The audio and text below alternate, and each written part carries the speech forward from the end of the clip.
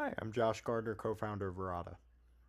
We combine PitchBook-style financial and company data with deep network intelligence in order to help PE firms source proprietary deals. Today we're going to pretend we're the Carlyle Group, one of the world's largest PE firms, and we're going to look for companies that are within a maximum of 3 network hops from us. And what I mean by this is that we are at most 3 degrees of separation away from the C-suite and board of those companies. Let's say we're looking for companies based in California, doing at least 500 million in revenue, owned by PE sponsors so we can purchase them in a secondary, and operating in infrastructure in particular. So here we go. We have Cypress Creek Renewables, which is a solar energy company, it looks like. I should point out we have detailed research reports, maps of competitors, details on headcount, all of the stuff you would typically find on a company and financial data platform. But what we have that is a key differentiator, and I think really the killer feature, is network mapping to show your path in. So here we have that Heinrich from Carlisle had served on the board of Osmos Utility Services with Karen Puckett, who is also on the board of Cypress. So this would be an easy intro via Heinrich. Similarly, we have some business school connections, and then we have some more interesting connections, like here we have AJ, who's an MD at Carlisle, but previously worked for Thoma Bravo. And he has a number of colleagues who he'd previously worked with at Thoma Bravo, who were on the board of the Cypress Creek CTO, Roshan's prior company and structure. So both of these look like they'd be very strong paths in and would likely yield a conversation with pretty high probability. One more thing that I think is very interesting to point out here. We have timelines that show historically when investors came in. So you can see on the x-axis we have time and investment events. And on the y-axis we have investors, board, and senior leadership. What's interesting with this is you could see, for example, that EQT came in on a secondary buyout in 2021.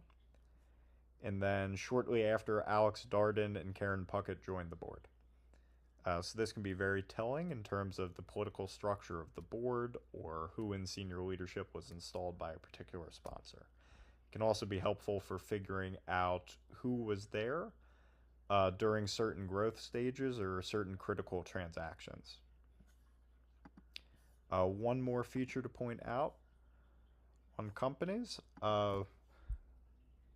We've mapped out the set of competitors for each business, and additionally, we track which executives have recently departed the competitors. So within the past 5 years in particular. And these folks can serve as potentially deal advisors to help you better understand the company, its competitors, the market, the headwinds, the tailwinds. Just in general, these people can serve as deep experts on the space, and later on they may make good board members or somehow be able to assist with value creation. Next up, I would like to show you our contact search features. So we have 2 ways of searching. One is over companies, the other is over contacts. So here, let's look for people who are within 2 hops of Carlisle. Maybe I'm looking for current CFOs. I would like them to be running companies that are owned by PE sponsors outright, so PE majority control and maybe at least 500 million in revenue. Let's narrow this down a little bit. Maybe I want CFOs who are in software. And let's open some of these profiles and see. Okay, so here we go. Looks like we have some business school connections to John. See who else we have. We have Paul, Interesting. Okay, looks like we have multiple connections via JP Morgan's growth equity division, as well as someone who had gone to business school with Paul. And let me mouse through on these profiles just to point out some things that are, I think, differentiating. We map executives' tenures directly onto a timeline of financial events so that you can understand which sorts of transactions the person has experience with or which growth stages the person was involved in at the company, right? So it looks like this person was installed shortly after Avid Technology was purchased by Symphony Technology Group. So it's likely that he was installed as, you know, a more professional CFO, a more mature CFO to run the business. Additionally, we map out ideal back channel references. Some of the things we do here that I think are interesting, we try to identify anyone who simultaneously was employed by an investment firm and therefore could speak to the person from a PE perspective. We also identify others who were in similar seniorities and geographies and likely worked with the person. We identify the length of the tenure overlap, as well as the connection degree of the person, just to figure out how easy or difficult it would be for you to reach them as a back channel reference. So for example, here is one of the back channels who is only 1 degree away, so this would probably be someone you could very easily get to talk to you. And here we go. It looks like it's a pretty strong connection. Ashley Evans from Carlisle, a firm alum, relatively recent alum, previously a partner, was on the board of Zoom Info when Dominic was in the C-suite.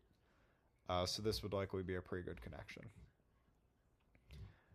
Anyway, that is our platform at a very high level. We have a variety of use cases ranging from proprietary deal sourcing to due diligence to finding portfolio operators or diligencing prospective portfolio operators.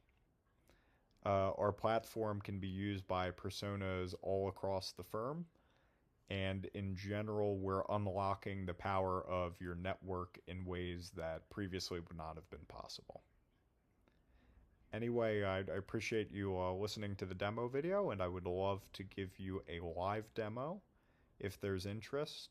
There's a form on our website, or feel free to email me directly, josh@veratainsight.com.